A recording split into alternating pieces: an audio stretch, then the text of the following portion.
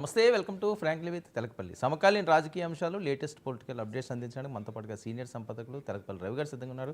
రవి గారు నమస్తే సార్. నమస్తే వర్మ. సార్, ఏంటి అంత టార్గెట్ అంతా జనసేనాని మీద టర్న్ అయినట్టున్నది? ఓ పక్క జగన్మోహన్ రెడ్డి గారు కార్పొరేటర్ స్థాయితో పోలుస్తున్నారు, మరొక పక్క అంబటి గారు ట్వీట్ చేస్తున్నారు, అన్నను దొడ్డిదారిని మంత్రి వర్గంలోకి తీసుకురావడంలో ఘన విజయం సాధించిన తమ్ముడికి శుభాకాంక్షలట. వాస్తవంగా ఇది నిన్న కూడా మనం మాట్లాడాం కదా, ఇటు ఎన్డీఏ కూటమిలో కొంతమందికి ఇష్టం లేనట్టుగా ఉంది.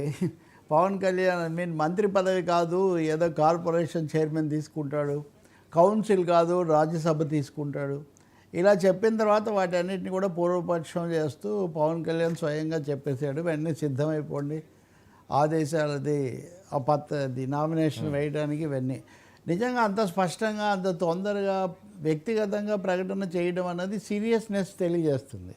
అంటే there are certain forces elements working against this అనేది ఒకటి అక్కడ తెలుస్తుంది. ఇంకా రెండోది మీరు అన్నది అది మనం చర్చించాము, ఇంకా మళ్ళీ కూడా ఇంకా ఉంది, తర్వాత కూడా నడిచింది అది. కానీ అంబటి రాంబాబుకి ఏంటి సంబంధం అసలు? దొడ్డితో ఏమైనా తెస్తున్నారు అని ఆయన ఏమైనా ఆ శక్తులను ఎక్కువ వైసీపీకి ఏమైనా సంబంధం ఉందా? ఇప్పుడు ఎవరే మంత్రి అవుతారు ఎవరు కారు అనేది ఒకటేమో ముఖ్యమంత్రి యొక్క ప్రిరోగేటివ్. జగన్మోహన్ రెడ్డి అయితే ప్రభుత్వం ఏర్పడిన రోజే సగం కాలానికి నేను మంత్రివర్గాన్ని సగం మందిని తీసేస్తానని చెప్పాడు. అంబటి రాంబాబు సెకండ్ రౌండ్లో వచ్చారు వాస్తవంగా. కాబట్టి మా ముఖ్యమంత్రి ప్రిరోగేటివ్ ఒకటే మాట మాట్లాడేవాళ్ళు అప్పుడు. ఇప్పుడు మరి పవన్ కళ్యాణ్ వాళ్ళ మధ్య అవగాహన ఉండి ఒకవేళ చంద్రబాబు నాయుడు తీసుకుంటాడు. దాంట్లో వైసీపీకి కానీ ఇంకో పార్టీకి కానీ అసలు సంబంధమే ఉంది. అందులో దొడ్డిదో దోవేది రాజమార్గం ఏంటి? రాజమార్గం ఏదో అంబటి రాంబాబు గారు ఏమైనా చెప్పగలుగుతారా? అంటే రాజకీయ విమర్శలు ఎన్నైనా చేయొచ్చు అండి, ఎదుటి తప్పులు మాట్లాడితే ఖండించవచ్చు, కానీ అసందర్భమైన వ్యాఖ్యానాలు చేయటము, ఒక భరించలేని తనాన్ని చూపించడం తప్ప ఇంకోటి ఏం కాదు. చాలామంది మంత్రులు ఉన్నారు, నాగబాబు కూడా మంత్రి అవుతారు, ఓకే, కుటుంబంలో ఎంతమంది ఉన్నారు లేకపోతే ఏంటి అవన్నీ వాళ్ళకి సంబంధించిన అంశాలు.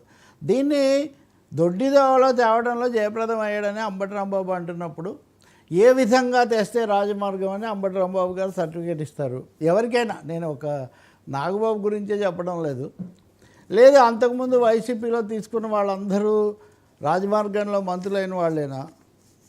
ఈ వ్యాఖ్యలకు ఏమన్నా ఉందా? శుభాకాంక్షలు, నిజంగా శుభాకాంక్షలు చెప్తే మంచిదే. ఇవి లెఫ్ట్ హ్యాండ్ కాంప్లిమెంట్స్ అంటారు వీటిని. ఇవి శుభాకాంక్షలు కాదు, ఇవి ఏదో ఒక విధమైనటువంటి ఇష్టపూర్వకం, ఇష్టం లేని విముఖతతో చేస్తున్నటువంటి అవుతాయి. కాబట్టి ఇవేం నిలబడవు. ఇప్పటికీ నిన్న జగన్ అన్న వాటి మీదే నడుస్తుంటే మళ్ళీ అంబటి కూడా రంగప్రవేశం చేసి ఎప్పుడు అది వరకు పేరుని నాని ఎక్కువగా టార్గెట్ చేసేవాడు పవన్ కళ్యాణ్. ఆ పని ఆయనకు అప్పగించాడు. సైలెంట్ అయిపోయారు కదా. పవన్ కళ్యాణ్ కూడా పదే అనేవాళ్ళు, మీరు సామాజిక వర్గాన్ని బట్టి మమ్మల్ని తిట్టిస్తారు అని. మరి ఇప్పుడు అంబటి రాంబాబు ఆ రోల్లోకి వస్తున్నాడా అని కూడా ఒక డౌట్ వస్తుంది. ఎందుకంటే ఈక్వేషన్స్ సరిపోతాయి.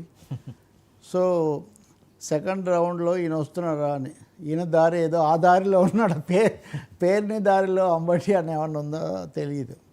కానీ వీటి మీద మీకెందుకు అని అంటారు, ఎవరైనా అంటారు, మీకెందుకు, మాకు ఎవరవుతారో ఏంటో అని చెప్పి వాళ్ళు చెప్తారు. ఇంకోటేమో మరుగున పడిపోయింది. కానీ ఈ కథలు ఎవరు సృష్టించారు? దీని మీద జనసేన వాళ్ళకి ఎందుకు కోపం రాలేదో లేదా ఎందుకు సందేహం కలగలేదో నాకు ఆశ్చర్యం. రాజ్యసభకు పోతాడు, కౌన్సిల్కి పోడు, మంత్రి కాడు, కార్పొరేటర్ అవుతాడు. అంబటి రాంబాబు ఏమో శుభాకాంక్షలు చెప్తుంటే కావడం లేదు అని టీడీపీని బలపరిచే వాళ్ళు చెప్తున్నారు. కాబట్టి గూడు పుట్టానే ఏదో జరుగుతున్నట్టుగానే కనిపిస్తుంది కొంచెం. అందుకనే పవన్ కళ్యాణ్ కూడా తొందరపడి కథ రివీల్ చేశాడు. అదొక పద్ధతి ఇండస్ట్రీలో. కొన్నిటికి ఫుల్ స్టాప్ చేయాలంటే ఆ విషయం బయట పెట్టేస్తే ఆ తర్వాత అదే చూసుకుంటుందని. సరే, ఏంటి జగన్మోహన్ రెడ్డి గారు మళ్ళీ ఈ రకంగా కామెంట్ చేయడం అనవసరంగా మళ్ళీ పవన్ కదిపి